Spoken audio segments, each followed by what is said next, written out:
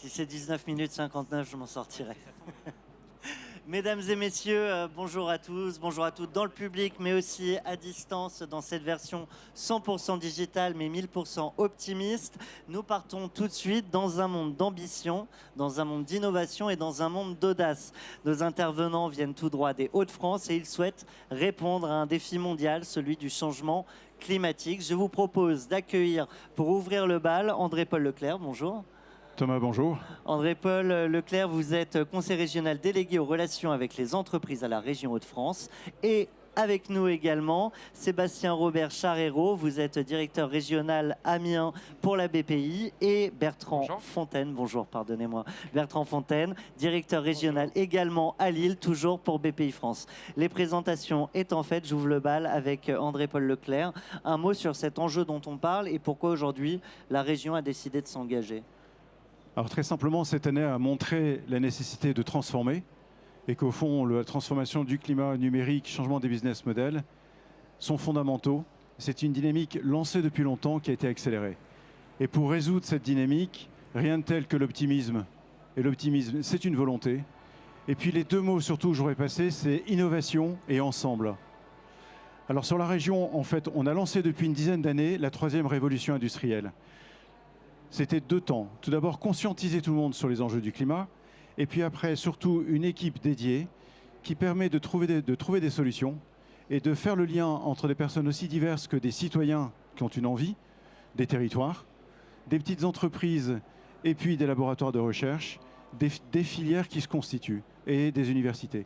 Et donc, sur la région, on a, depuis 10 ans, acquis cette maîtrise, ce savoir-faire de décloisonner, de faire avancer les choses en reliant les gens. Et de matcher. Matcher.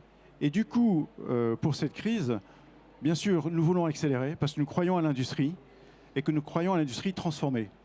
Et donc, nous partons sur 3 projets. Le premier projet, c'est une industrie décarbonée. Et donc, avec les financements de la région et de l'Europe, on va s'attaquer à la décarbonation, notamment de sites comme ArcelorMittal ou la cimenterie de Dunkerque, mais aussi après essaimer sur les petites entreprises. C'est le premier sujet. Deuxième sujet, on va s'attaquer aux ressources. Donc les ressources, c'est les ressources primaires, c'est l'eau. Et puis les ressources secondaires, c'est les cycles de réutilisation. C'est le deuxième point. Et le troisième point, les énergies renouvelables. Donc au-delà des énergies qui existent aujourd'hui, il y a des tas de choses à inventer. Et c'est le troisième point qu'on va tacler. Et ceux qui inventent, ce sont les entrepreneurs accompagnés par des régions comme la vôtre, accompagnés aussi au quotidien par BPI France. Alors peut-être un mot chez BPI France aujourd'hui, l'accompagnement des entrepreneurs du secteur, ça donne quoi? On a peut-être des chiffres et puis des dispositifs aussi. Alors en fait, ça a été rapidement évoqué. C'est vrai que le moteur de tout ça, ce sont les entrepreneurs. Et nous, on capitalise tout sur les entrepreneurs. Et on a la chance, c'est vrai en Hauts-de-France, depuis de longues années, d'avoir été un terreau dans le domaine des énergies renouvelables. Et ce terreau nous a donné plein de réflexes d'appropriation d'une part, et ensuite d'aborder les dirigeants différemment pour leur permettre d'intégrer cette dimension environnementale. Et puis une autre conviction qui est la nôtre, c'est de se dire que c'est quand même pas facile le métier de dirigeant entreprise. C'est compliqué de tout faire tout seul et on veut les accompagner. Et donc, on met en place des solutions d'accompagnement des dirigeants dans beaucoup de domaines, dont, bien entendu, la transformation par rapport aux enjeux de l'environnement. Donc, transformation d'une entreprise. Quel dirigeant d'entreprise peut tout seul tout traiter? Le digital, l'environnement, la production.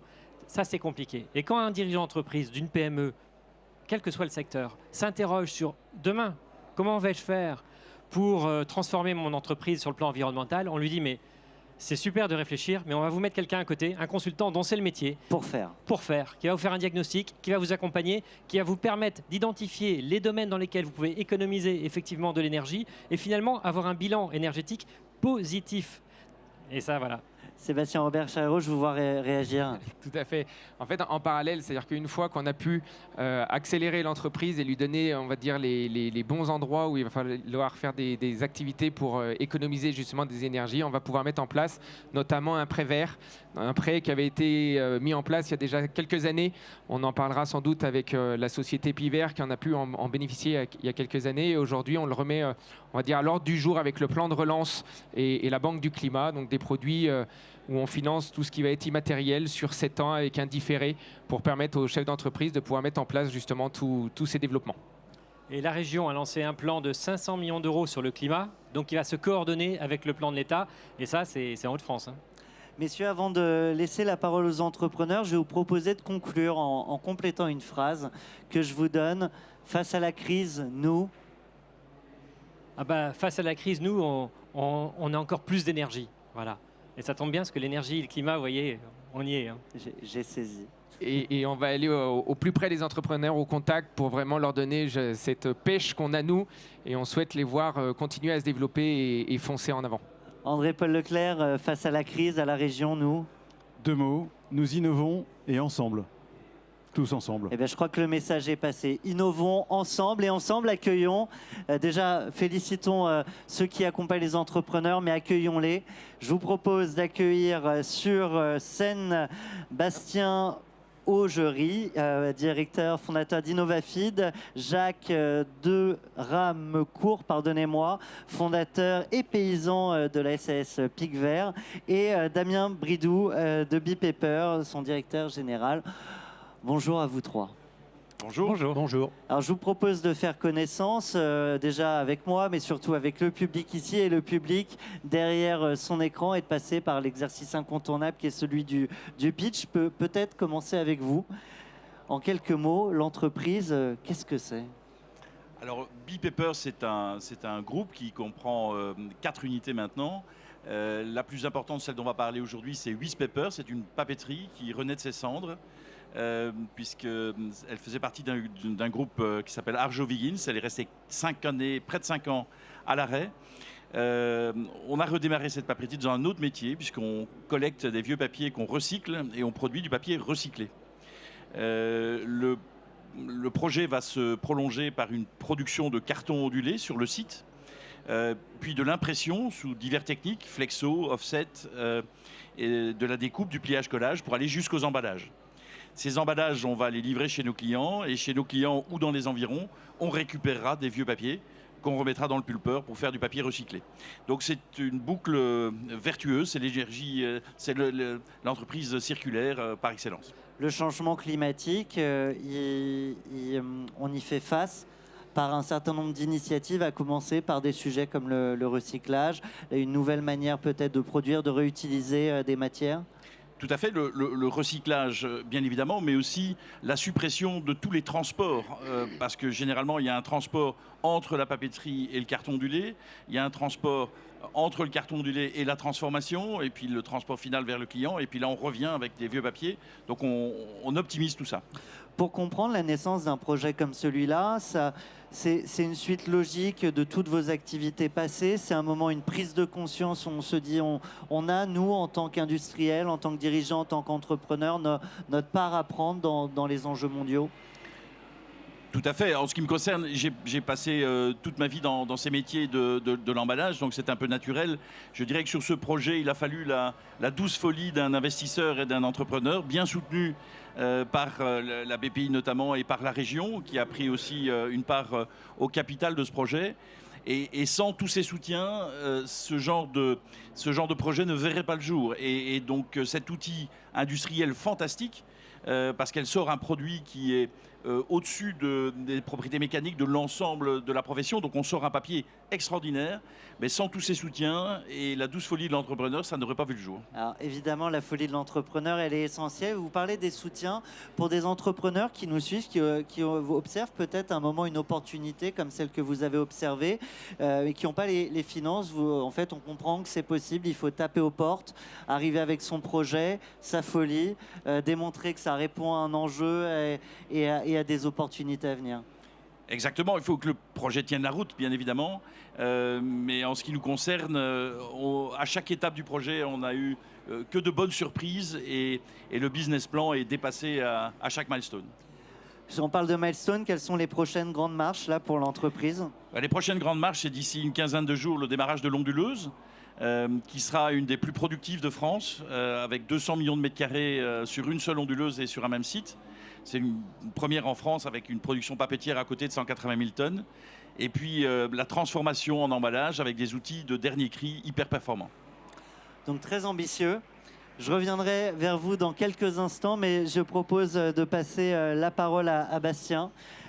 Innovafeed, en quelques mots, toujours pour le public, derrière cette caméra. Alors, Innovafeed, c'est une entreprise qui produit des nutriments à partir d'élevage d'insectes. Donc, on adresse les marchés de la nutrition animale, de poissons d'élevage, volailles, porcs, au travers des insectes que l'on élève dans les Hauts-de-France. On vient donc nourrir ces insectes avec des coproduits issus de la région qu'on vient valoriser au travers de ces élevages d'insectes, travailler ces insectes pour en extraire les différents nutriments et les servir sur différents marchés, l'aquaculture, l'élevage de volailles ou de porcs. Quand on lance une entreprise, c'est toujours qu'on observe un besoin ou qu'il y a un manque ou quelque chose qui n'était pas fait comme on pense qu'il aurait dû être fait. C'était quoi l'observation de départ qui a mené à Innovafeed? Alors, je dirais 3 éléments. Premier élément, lorsqu'on s'intéresse aux éléments macro, on se rend compte que l'agriculture a un impact majeur et sera encore plus prégnant dans les prochaines décennies. Est-ce que plus de monde à nourrir? Il faut, nourrir plus de monde, 10 milliards à horizon 2050, mais surtout avec moins de ressources. L'agriculture, c'est 1/5 des émissions carbone. Si on veut respecter la trajectoire de 2 degrés, il faut réduire par 70% nos émissions carbone liées à l'alimentation. Donc ça, je pense, c'était le premier élément. En creusant un peu plus, on s'est rendu compte que l'insecte répond parfaitement à ces enjeux parce que on fait jouer le rôle qu'a l'insecte dans la nature, dans notre système alimentaire. On vient extraire des protéines de valeurs, de produits qui sont peu valorisés aujourd'hui. Et l'avantage, c'est qu'il prend moins de place à produire. L'avantage est multiple. L'insecte est un des transformateurs les plus efficaces. Donc on transforme des produits de faible valeur ajoutée en produits de très grande valeur ajoutée avec une efficacité extrêmement bonne. Et c'est des enjeux qui sont particulièrement prégnants en France, dans les Hauts-de-France, mais aussi en Europe, où on a des gisements de coproduits, de la matière disponible en très grande quantité. C'est pour ça qu'on s'est installé dans les Hauts-de-France et que dont les insectes arrivent à extraire cette protéine-là pour la revaloriser en local. Quand on parle d'enjeux de production, c'est forcément des budgets en face, des investissements importants. Je crois comprendre, hein, vous n'êtes pas là par hasard, vous êtes aussi allé chercher des subventions, des aides, des accompagnements. On a vu un dispositif très complet et même pas exhaustif, hein, d'ailleurs, dans ce qui a été présenté. Vous êtes allé chercher avec parcimonie les aides possibles ou vous avez pris finalement, et notamment dans cette période où on a besoin de cash et de cash pour la période actuelle, mais de cash surtout pour investir pour demain, sur des sujets comme ça qui répondent aux enjeux de demain. Qu'est-ce que vous avez fait? Qu'est-ce que vous avez choisi? Alors, effectivement, on est un projet qui est industriel, qui est en région. Une usine comme la nôtre, c'est 60 millions d'investissements. Donc, il faut aller chercher ces investissements. On a sécurisé à ce jour à peu près 120 millions d'euros pour pouvoir arriver à développer ce modèle et à déployer ces différentes unités de production. On a eu toujours un très bon retour. Que ce soit des partenaires publics, des institutions publiques, des partenaires bancaires ou des investisseurs. On répond aux enjeux à la fois, bien sûr, de la nutrition, de l'alimentation de demain, mais aussi des enjeux climatiques. Et au-delà de ça, on répond aussi à des enjeux de réindustrialisation dans les régions. C'est assez manifeste dans notre projet. On valorise en boucle courte, en local, ces coproduits. Et donc, on vient s'installer en Picardie, dans la Somme, dans le Nord, pour venir récupérer ces coproduits. Et en local, on est relié directement aux unités de production, valoriser ces produits. Même question, les prochaines étapes de développement pour vous, c'est... On est aujourd'hui en train de démarrer notre usine à Nesle, donc dans la Somme, qui est la plus grande unité de production au monde d'insectes, et donc qui va commencer à délivrer dans les prochaines semaines. Je passe la parole à Jacques de Ramecourt. La SAS Pic Vert, en quelques mots, encore une fois, on fait les présentations avec les spectateurs et le public dans la salle. Alors, bonjour, donc Pic Vert, c'est une ferme. On est d'abord agriculteur, on est spécialiste dans les jeunes pousses de salade et les mini-légumes. On a 3 sites de production, un en Picardie, qui est le site originaire. On a une filiale au Portugal et récemment une filiale en Espagne. Et une 3e filiale à Rungis pour la commercialisation. Notre entrepreneur évoquait le fait que l'agriculture, notamment, était un des vrais sujets sur le changement climatique. Comment, quand on est agriculteur, on embarque ces sujets-là? Qu'est-ce qu'on fait évoluer peut-être dans la manière de produire, de récolter et de distribuer? Alors, c'est un sujet très large. L'environnement, on a toujours travaillé avec et on travaille pour aussi l'améliorer. Effectivement, c'est un sujet qui devient majeur et tendance. Donc depuis à peu près entre 5 et 10 ans, on a pris conscience de fixer ça comme un cap. Donc il y a différents caps. Améliorer la qualité de l'eau, diminuer l'impact pesticides de synthèse en compensant avec des pesticides naturels. Récupérer les eaux ou aussi diminuer. Voilà aujourd'hui les 3 principaux axes sur lesquels on travaille et aussi les économies d'énergie. Là, on a un programme d'installation de panneaux photovoltaïques pour devenir autonome en énergie.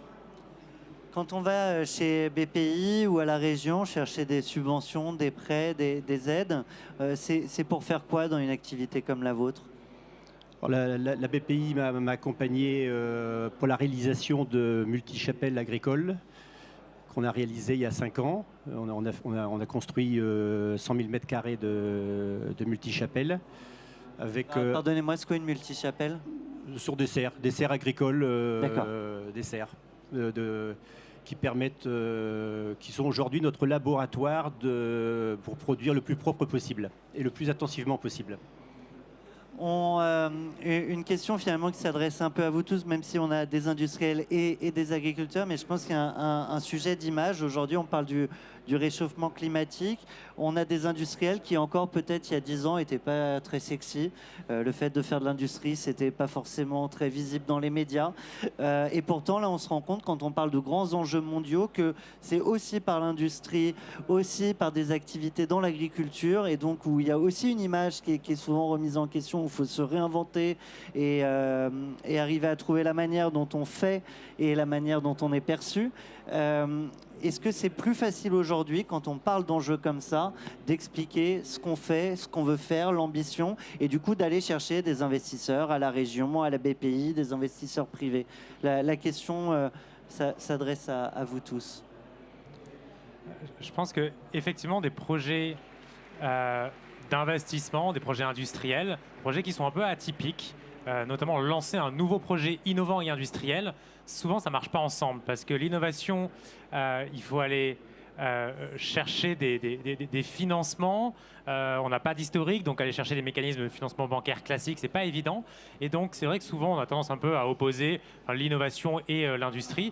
J'ai l'impression que les choses évoluent. Alors on n'a pas forcément nous 10 années ou 15 années d'expérience, mais en fait on se rend compte qu'aujourd'hui c'est possible en tout cas de pouvoir innover dans des secteurs industriels. Moi, je rajouterais que la différence aujourd'hui, c'est sans doute que au travers de ces financements, on peut avoir un effet accélérateur important. Une entreprise qui démarre, elle se concentre d'abord sur son core business. Et puis quand ça marche 10 ans, 15 ans plus tard, on investit éventuellement dans des optimisations, etc. Aujourd'hui, la réalité écologique, elle rencontre la réalité économique. Et au travers de ces différents systèmes, on peut réaliser les deux presque en même temps. Jacques. À mon niveau, il y a une transition écologique qui est coûteuse. Les 3 dernières années, on a investi 900 000 euros pour réduire l'impact phytosanitaire. Alors c'est un tas de choses, c'est améliorer la qualité de l'eau. On s'est équipé d'installations pour diminuer les pesticides. On s'est équipé de machines pour remplacer les pesticides par du matériel physique. Oui. Tout ça, ça coûte. Et Et Deux questions sur ces investissements qui sont importants, comme vous venez de le dire. Est-ce que ça fait que les prix augmentent ou est-ce qu'on par nécessité de la consommation et de la concurrence, on stabilise les prix, on fait peut-être un peu moins de marge? Ça, c'est ma première question. Mais la seconde question, c'est est-ce que les clients, et on va prendre 30 secondes de plus, est-ce que les clients, les consommateurs vous suivent finalement dans des grandes transformations de votre métier et donc de vos produits et donc de leur alimentation? Inévitablement, nous, on s'inscrit sur plutôt une production haut de gamme de qualité. On se doit d'amener aux consommateurs des choses de mieux en mieux. On travaille sur les emballages entièrement recyclables ou biocompostables. On amène des produits de plus en plus propres. On n'a jamais consommé de plus en plus propre qu'aujourd'hui. Alors, le mot de la fin, je vous le propose, même exercice que pour nos élus et accompagnateurs de la BPI. Si vous deviez compléter la phrase suivante, face à la crise, nous investissons. Face à la crise, On pense qu'il est important de continuer à construire des modèles qui soient résilients en boucle courte. Il y a plein d'opportunités qui se créent. eh bien, merci à vous. C'était un Merci. plaisir d'échanger avec vous. Je vous donne rendez-vous dans une petite dizaine de minutes pour découvrir une autre région, d'autres défis à remplir, et évidemment d'autres entrepreneurs qui répondent présents. Merci messieurs et à très bientôt. Merci.